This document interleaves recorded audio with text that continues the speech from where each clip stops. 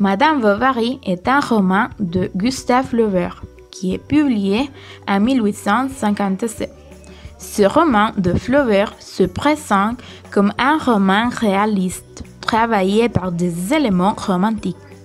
Tout d'abord, dans une première partie, nous allons expliquer l'argument du roman, afin d'analyser par la suite dans une deuxième partie la raison pour laquelle Madame Bovary est un roman réaliste. Finalement, on abordera la construction des personnages et les différents thèmes du roman. Madame Bovary commence lorsque Charles Bovary est encore un adolescent. Il est incapable de s'adapter à sa nouvelle école. Pour cela, il est ridiculisé par ses nouveaux camarades de classe. Il était médiocre et terne. Cependant, après de laborieuses études de médecin, il devient un médecin de Champagne, de second ordre. Sa mère le marie avec un veuf de 45 ans, fort, laid mais très fortuné. Autant après, cette femme tyrannique meurt, ruinée par son notaire qui a disparu avec sa fortune. Ensuite, Charles tombe bientôt amoureux de Marouole, la fille d'un patient élevé au couvent. Voilà, il lui demande de le pousser. Il se marie et Charles et Emma s'installent à Tost, un village normand où Charles exerce la médecine. Mais le mariage ne répond pas aux attentes romantiques d'Emma. La réalité ne correspond pas à ce qu'elle a lu dans les livres. La jeune fille rêvait de l'amour et au mariage comme d'une solution à tous ses problèmes. Tandis que Charles, après avoir été un peu frustré, mal dégrossi, il était au comble du bonheur avec cette épouse qu'il trouve parfaite. Alors, à la suite d'un bal extravagant chez le marquis d'Anvelières, Emma se réfugie dans le souvenir de cette soirée et commence à rêver d'une vie sans cesse, plus sophistiquée. Elle rêve de Paris en lisant les romans de Balzac et de Genesue. Elle s'offusque et se déprime quand elle compare ses fantasmes à la réalité de monotonie de la ville du village. Elle attend alors impatiemment un nouvel événement qui pourra la sortir de cette vie monotone. Quant à Charles, il travaille beaucoup. Il est souvent absent pour essayer de se faire une réputation en tant que médecin. Finalement, son apathie la rend malade. Au moment même où Emma tombe enceinte, Charles décide de déménager dans une autre ville dans l'espoir d'améliorer la santé de son épouse. Voilà, ils arrivent à Yonville-la-Baille. Là, les époux Bovary rencontrent Homais, le pharmacien de la ville, un moulin à paroles empathiques, et à Léon Dupuis, un clerc de notaire, qui, comme Emma, Léon s'ennuie à la vie rurale et il aime s'évader à travers des romans romantiques. Emma trouve des goûts en commun avec Léon. Un peu plus tard, Emma donne naissance à sa fille verte. Cependant, elle continue d'être déprimée. Emma et Léon entretiennent une relation platonique et romantique. Mais quand Emma se rend compte que Léon l'aime, elle se culpabilise et se donne le rôle d'une épouse dévouée. Léon se fatigue d'attendre et en croyant qu'il ne pourra jamais posséder Emma, il décide de partir pour étudier le droit à Paris. Donc, Emma cède à nouveau aux tentations des achats de mode et retombe en dépression. En conséquence, Charles fait alors appel à l'aide de sa mère, qui met fin aux lectures d'Emma et lui conseille de se trouver un travail ou une occupation. Bientôt, à une foire agricole, Emma se laisse séduire par un riche voisin, nommé Rodolphe. Attirés par sa beauté, Rodolphe et Emma ont une liaison passionnée. Emma est souvent indiscrète, si bien que tous les habitants parlent à son sujet. Charles, cependant, ne succombe rien. Son adoration pour sa femme et sa stupidité se combinent pour le rendre sûr à tous les ragots. Sa réputation professionnelle subit un coup dur quand, poussé par Homais et par Emma, Charles tente une opération chirurgicale pour pour traiter un homme pievot d'Hippolyte, le garçon d'écurie de l'auberge. Et Charles finit par faire appel à une autre médecin pour amputer la jambe. Emma, dégoûtée de l'incompétence de son mari, se jette avec encore plus de passion dans sa liaison avec Rodolphe, qui ne le traite pas très gentiment. Emma commence à demander de l'argent pour lui acheter des cadeaux et suggère qu'ils s'enfuient ensemble avec Berthe en Italie. Rodolphe approuve faiblement, mais assez rapidement, il est blessé et mondain s'ennuie des affections exigeantes d'Emma. Refusant de s'enfuir avec elle, il la quitte. Désespérée, Emma tombe malade et envisage même de se suicider. Au moment où Emma reprend pied, Charles est en difficulté financière. Il a dû emprunter de l'argent pour payer les dettes de sa femme, mais aussi son traitement. Pourtant, il décide de l'amener à l'opéra dans la ville voisine de Rouen. Là, Charles et Emma retrouvent Léon. Cette rencontre ravive la vieille flamme romantique entre Léon et Emma. Et ils s'engagent cette fois dans une histoire d'amour. Emma s'enivre de ses voyages et demeure à Rouen. Elle accumule les dettes à l'usurier Leroux, qui prête de plus en plus d'argent, à des taux d'intérêt exagérés. Elle est de moins en moins discrète avec Léon, si bien qu'à plusieurs reprises, ses connaissances sont à deux doigts de découvrir son infidélité. Au fil du temps, Emma s'ennuie avec Léon et ne sachant pas comment le quitter, elle se fait de plus en plus exigeante alors que sa dette enfle de jour en jour. Finalement, l'erreur fait saisir la saisie de viande d'Emma pour compenser la dette qu'elle a accumulée. Quand Charles découvre la situation, il tente désespérément de réunir l'argent dont Emma a besoin. Finalement, Emma pense de se prostituer en proposant de revenir auprès de Rodolphe s'il lui donne de l'argent dont elle a besoin. Il refuse et poussé à bout, Emma se suicide en absorbant de l'arsenic. Emma meurt dans des horribles souffrances devant Charles angoissé. Pendant un certain temps, Charles idéalise la mémoire de son épouse, avant de découvrir les lettres de Rodolphe et Léon. Confronté à la vérité, harcelé par les créanciers, ruiné et désemparé, il meurt de chagrin, seul dans son jardin. L'influence du réalisme dans Madame Bovary. Qu'est-ce que c'est le réalisme? Le réalisme est un mouvement artistique et littéraire du XIXe siècle. Il s'oppose au romantisme. Il raconte des histoires réelles. En littérature, les personnages sont décrits avec objectivité. Le réalisme décrit la réalité du moment. Il va représenter la société en faisant une critique au pouvoir économique qui détruit la morale. Les rêves d'amour conduisent à la médiocrité.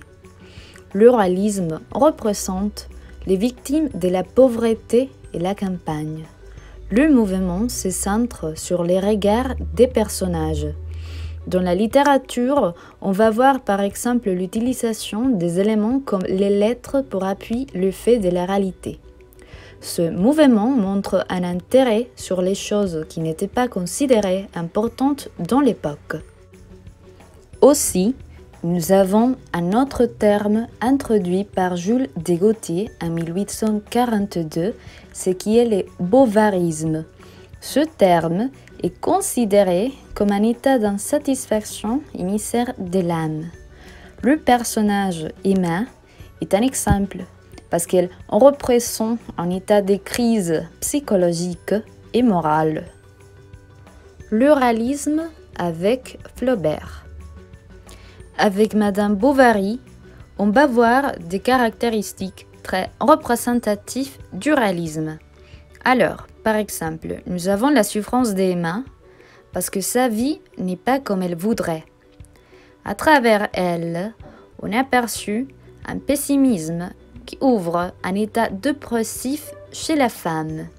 En plus, avec le roman, Flaubert va découvrir sa propre classe en dénonçant l'hypocrisie, l'égoïsme et les mensonges de l'époque.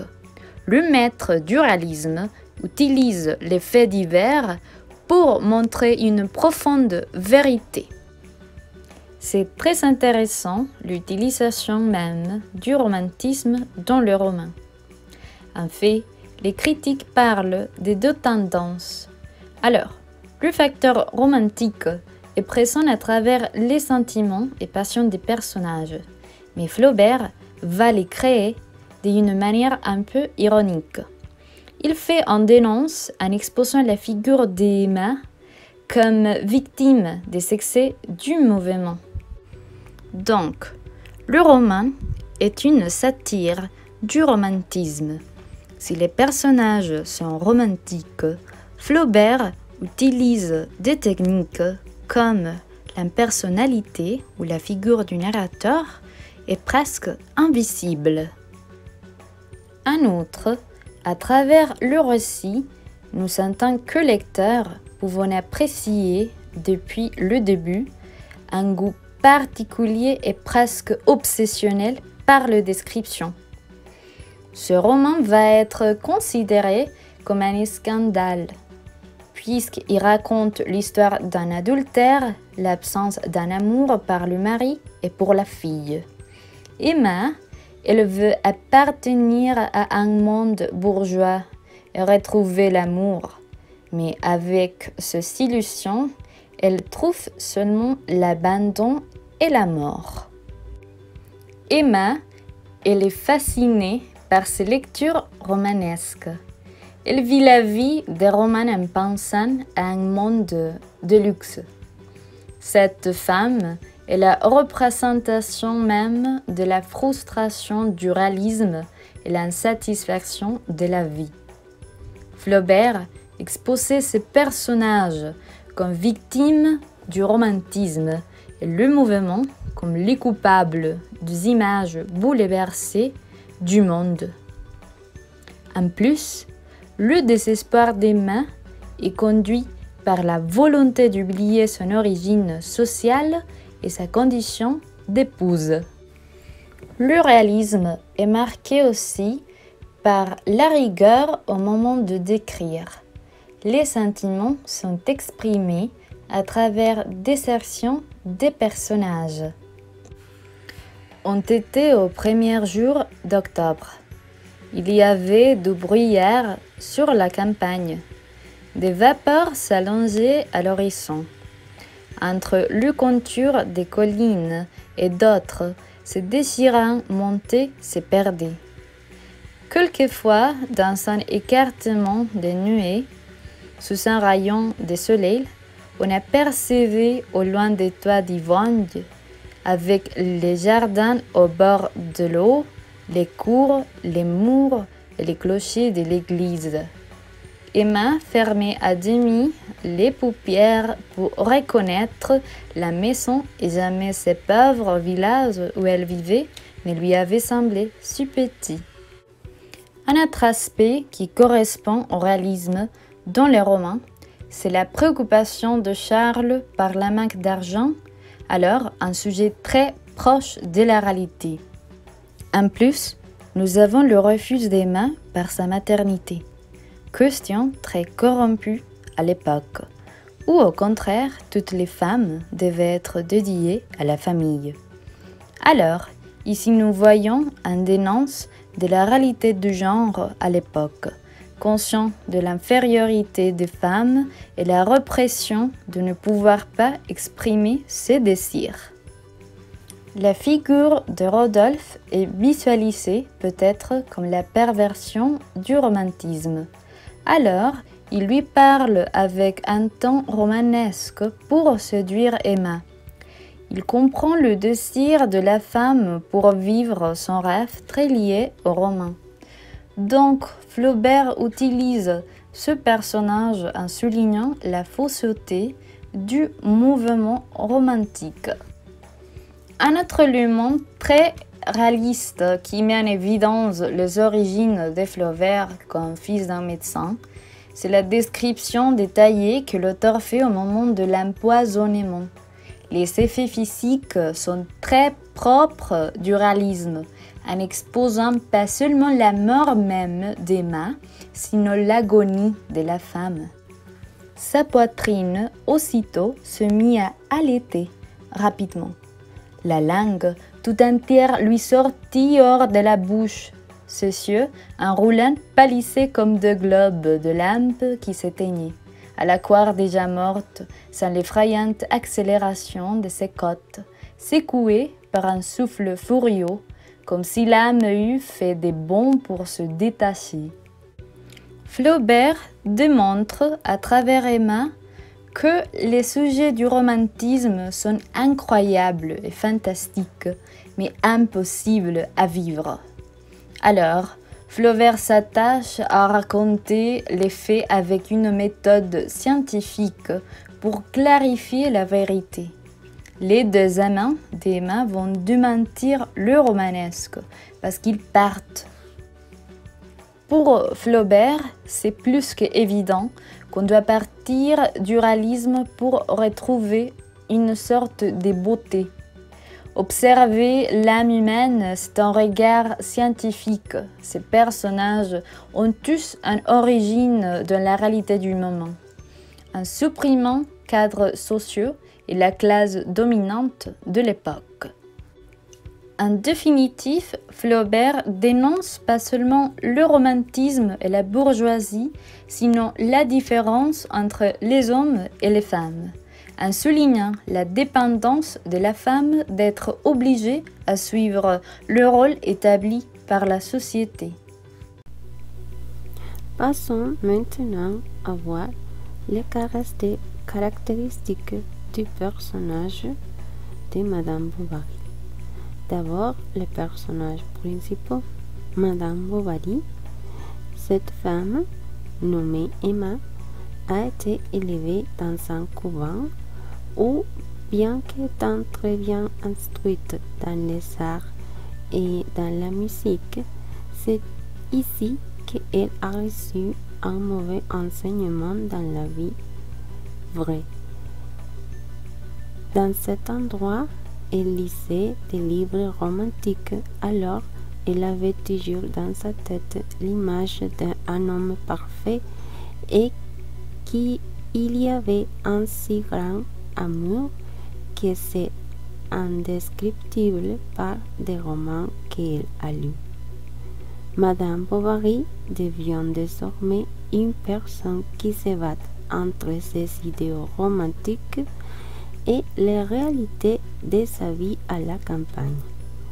En voyant son incapacité à aimer Charles et son ennui, ainsi que la vie en Provence, il rêve de vivre à Paris, l'endroit avec plus d'action. C'est qu'il a commencé à avoir des amants, à la recherche d'une évasion et du salut de son triste existence. C'est ceux qui ont en quelque sorte réalisé leurs rêves, mais comme ils étaient momentanés, leur vie est devenue instable. Elle est déprimée quand les amants la quittaient. Elle détestait Charles car cela ne la satisfait ni sur le plan amoureux ni sur le plan financier. C'est ici que la protagoniste montre son froideur, puisque Charles l'aimait et lui accordait tout ce qu'elle voulait, mais elle le détestait et lui était infidèle. La seule chose que celui-ci voulait, c'était qu'il soit également célèbre pour être elle. Au cours du roman, Emma devient une personne ambitieuse, avec un désir de pouvoir. C'est pourquoi il essaie de faire affaire avec l'Europe. Cette obsession lui fait commettre des actes d'une grande cruauté, comme c'est le cas avec l'opération d'Hippolyte. Elle ne se soucie pas de la santé de cet homme, mais l'utilise pour se faire connaître. Emma, à son tour, est insensible à tel point que lorsque le père de Charles meurt, elle s'inquiète de l'héritage que Charles peut lui donner. Enfin, Madame Bovary ne réalise pas ses rêves et sa dépression pour sa vie est si grande qu'elle finit par se suicider. Le personnage de Charles est un personnage aux caractéristiques opposées à celles de Madame Bovary. En grandissant dans une ambiance patriarcale, il n'a jamais eu de gros problèmes de sa vie avant de se marier. Ses parents ont tout résolu pour lui. Alors, il est devenu une personne sans grande ambition. Bien qu'il ne soit pas une personne intelligente, il est travailleur et pauvre, mais il a obtenu son diplôme de médecin. Mais il n'a jamais voulu être le meilleur dans son domaine. Il voulait simplement être une personne avec une bonne vie et que son existence ne soit pas effrayée. De cette façon, il a été transformé en une personne ennuyeuse. Dans le sens où il a toujours agi de la même manière, il aimait si aveuglément sa femme qu'elle lui imposait toujours ses caprices. Il s'installait à Yonville pour satisfaire les désirs matériels de sa femme. Cet amour si aveugle, il fait de lui quelqu'un de très naïf. Il n'a jamais réalisé que sa femme lui trompait avec les autres, mais il a vu toutes les lettres qu'elle a reçues de sa main. Il voyait les choses si simplement qu'il ne pouvait jamais comprendre les dépressions d'Emma. Enfin, son travail de médecin était médiocre. Il n'a pu sauver ces deux femmes et a fait perdre un pied d'un homme à Yonville. Pire encore, il a fait preuve de lâcheté parce qu'il s'est caché ou s'est abandonné à ce que les autres médecins peuvent faire. Passons maintenant aux personnages secondaires. D'abord, Rodolphe, c'est le premier amant de Emma. Comme il est beau et il a un pouvoir économique, Emma finit par tomber amoureuse de lui. Pour Rodolphe, Emma ne signifie qu'un amant de plus. Plus il y en a eu beaucoup d'autres. C'est pourquoi il est facile pour lui de conquérir Emma, car il possède une vaste expérience dans ce domaine. Il n'a jamais voulu quelque chose de trop sérieux avec elle. Au contraire, il a profité de l'amour d'Emma pour passer un bon moment. Il était à l'aise car Emma était celle qui allait toujours chez lui et parfois seulement chez elle. Ce petit véritable amour de Rodolphe a été remarqué quand Emma a voulu s'enfuir avec lui, car celui qui était très rationnel a conclu que cela lui apporterait de nombreux inconvénients. Le personnage de Léon. Cet stagiaire est très différent de Rodolphe, en ce sens qu'il est beaucoup plus timide que le précédent. Il a fallu beaucoup de temps pour conquérir Emma. Il ne pouvait pas le faire quand il l'avait rencontrée à Yonville, parce qu'il ne sait pas, malgré le fait qu'Emma avait aussi des sentiments pour lui. Les années sont passées et par hasard, ils se sont rencontrés à nouveau et sont devenus amoureux. À quel point l'évolution de ces personnages est démontrée, car n'est plus aussi timide qu'auparavant, l'éprouvant en conquérant Emma. En fin de compte, la raison de son éloignement d'elle était que ses proches lui avaient dit qu'il n'était pas pratique pour lui d'être avec Emma. Pour Léon, c'était plus important ce que les autres disaient à ce qu'il voulait vraiment faire, démontrant ainsi sa faible personnalité. Le personnage de Homais, le pharmacien de Yonville, est une personne caractérisée par son désir d'être important. Il se retrouve supérieur au reste des gens de sa ville. Alors, il essaye de se réunir avec Charles dès qu'il y arrive. C'est un personnage qui montre du soulagement dans sa façon d'agir. Il est déjà très hypocrite dans sa façon de traiter les gens qui changent avec qui il est, comme à Emma et à Léon. Les traite de manière très chaleureuse, mais quand il s'agit de quelqu'un de très pauvre, l'apothicaire les traite grossièrement, comme le cas de Justin. Dans cette obsession de devenir célèbre, l'apothicaire écrit par un magazine et participe à la foire des fermiers. Bien qu'il ne comprenne rien à la médecine, l'apothicaire a toujours posé un remède. Il a essayé autant que possible de se faire connaître et de démontrer qu'il était un sage. Donc, pour n'importe quel sujet dont il paraît, commence à donner un tour à l'analysant. Et ce que les gens disaient parfois, c'était son invention, montrant à quel point c'était pathétique.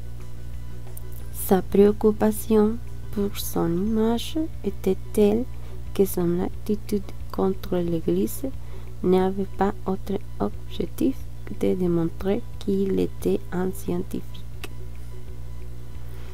Les personnages, les parents de Emma et Charles, Monsieur Bovary, Madame Bovary et Monsieur Rouault. Le père de Charles est très timide et très similaire à son fils, car il essaye autant que possible de vivre confortablement. Ayant les caractéristiques d'un bourgeois, il n'est pas intéressé par le fait que Charles soit un érudit. Il l'envoie donc être éduqué très tard.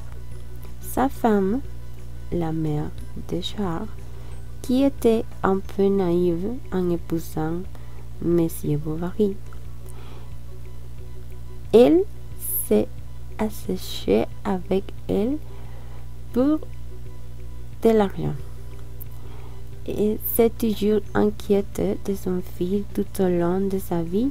Elle le verra toujours. Jamais elle ne se soucie pas beaucoup des valeurs et des sentiments de son fils, mais plutôt de son bien-être économique. C'est pourquoi elle le fait épouser Madame Dubuc, montrant ainsi une froideur absolue. Dans le cas du père d'Emma, Monsieur Rouault, on voit un homme équilibré et simple, tout comme les habitants du pays.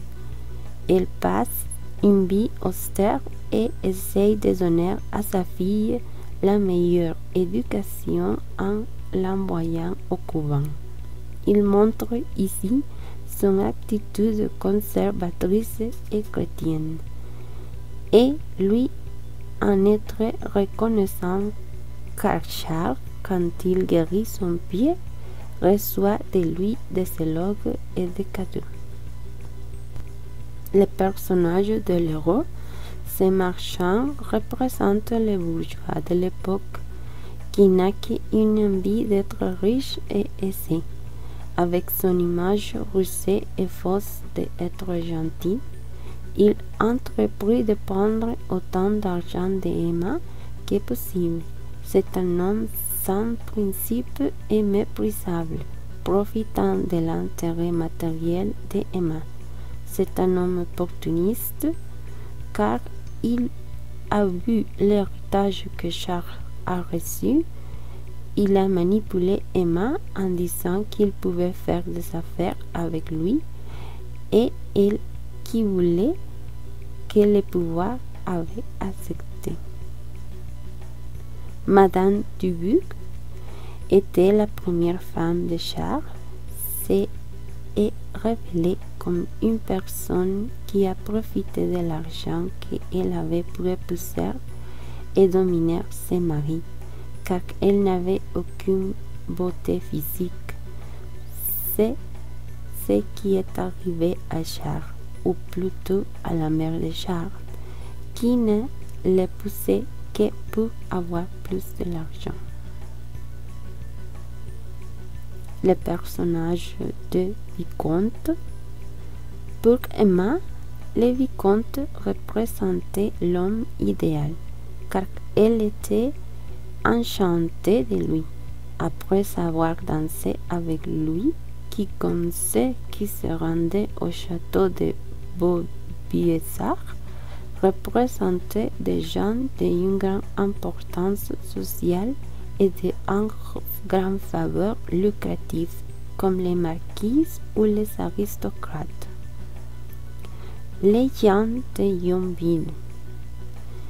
Yonville étant une ville de province, ses habitants étaient ignorants, simples et avec peu d'argent. C'est le cas d'Hippolyte, qui s'est rendu au pharmacien et à Charles pour résoudre leurs problèmes de pied. L'aubergiste est une femme d'effort mais sans aucune culture. La plupart des gens se moquaient des bien habillés. Cela caractérisait Madame Homais, que l'on critiquait tant pour ce manque d'éducation. Les gens de cette ville étaient très mêlés à la vie des gens et tout ce qui s'était passé était connu de tout le monde. Emma devait faire attention quand elle allait chez Rodolphe, car si quelqu'un la voyait, toute la ville commencerait à commenter et à ruminer des choses à ce sujet. Cela se produit avec Madame Tuvache et Caron, qui ont vu et commenté l'approche d'Emma pour prendre de l'argent à Vinet, les collecteurs d'impôts. Les personnages de Docteur Cabinet et La Rivière. Les premiers médecins Cabinet en sait un peu plus sur la médecine que Charles, puisqu'il a résolu les problèmes d'Hippolyte causés par ces derniers. C'était une personne immuable, car son attitude est toujours la même, quelle que soit la situation. Le docteur La Rivière était un éminent en médecine. Il était allé étudier dans une bonne école et était tellement reconnu par ses connaissances que tous les nouveaux médecins voulaient lui ressembler. Toute cette décision lui était confiée car il était comme des paroles sacrées, revêtant ainsi des caractéristiques omnipotentes pour les citadins. Le personnage du curé de Yonville, c'était un homme gentil et attentionné pour Emma, ce que le narrateur dit directement. Il était avec elle dans sa maladie, dans sa mort et dans ses funérailles. Il lui parlait souvent car elle allait toujours à la chapelle. Dans ce personnage, on nous montre la vision religieuse de l'époque, Le curé, bien qu'il soit très bon, a un esprit très fermé. Il prévient qu'Emma ne devrait pas aller au théâtre parce que les choses du monde y sont représentées, ce qui explique que les prêtres voient quelque chose de pêche en tout. Leur attitude ressemble à celle de l'Église du Moyen Âge. Les personnages de filles au couvent, tous, malgré l'obtention d'une excellente instruction, car ils connaissaient l'histoire et joueraient un instrument ou peigneraient quelque chose, ont reçu une vision très irréelle du monde. N'ayant pas de contact avec le monde extérieur, chaque fille du couvent s'imaginait que le monde était d'une certaine manière, ce qui était généralement très idéalisé. Les personnes qui travaillent dans les couvents ont rencontré aux filles des romans et des histoires romantiques de hommes parfaits, ce qui les a finalement amenés à croire qu'il n'y avait que ce type d'hommes dans le monde. Et finalement, les personnages de Nastasia et Félicité. Et elles étaient tous les deux les servantes d'Emma. Les premières étaient pour une courte période, mais la seconde, Félicité, a duré plusieurs années avec le mariage et a joué le grand rôle d'être la gardienne de Berthe, la fille d'Emma, démontrant ensuite une démesurée sur l'émotionnel. Elle s'enfuit de la maison de Charles, prenant le vêtement d'Emma sans se soucier qu'elle perdrait ce qu'elle avait protégé autant que la petite fille. Les deux femmes de chambre représentent la classe sociale la plus basse. Passons maintenant à voir les thèmes du roman. Bon, d'abord l'adultère, représenté dans l'infidélité d'Emma, qu'elle ne trouvait pas ce qu'elle cherchait dans son mariage, et les remords, la culpabilité et la frustration d'Emma d'avoir été infidèle à son mari sont représentés dans le roman. Aussi, Flaubert fait une satire de la société en utilisant de la ironie. Flaubert méprisait profondément son temps, et pas seulement par les sentiments de répulsion ou de ressentiment personnel. Sa haine était dirigée contre le non-sens qui prévalait, la banalisation générale de la vie en France dans la seconde moitié du XIXe siècle, et surtout par la mort progressive du romantisme, vaincu à cette époque par la montée du capitalisme, c'est-à-dire le triomphe de la vie matérielle sur la vie spirituelle. Ainsi, le roman Madame Bovary est un véhicule pour exprimer ses dégoûts par la société. Flaubert faisait de la satire en montrant des caractéristiques stupides dans les personnages. Dans le roman, il y a plusieurs personnages classifiés comme stupides. Charles, le premier, naïf, avec cette naïveté qui ne part pas de la connaissance, mais de la ignorance et du manque de sensibilité. Homais, tout ce que le pharmacien fait et dit est en faveur du non-sens, mais c'est une bêtise sociale acceptée et clairement reconnue. et la stupidité aussi d'Emma qui a confondu la réalité avec ses rêves. Ce qui nous dit Flaubert, c'est que la réalité française, pour lui, était stupide de 1830 à 1880.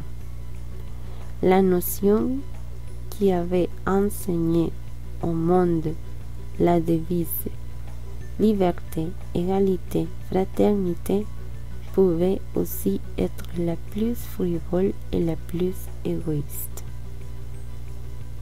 Merci beaucoup.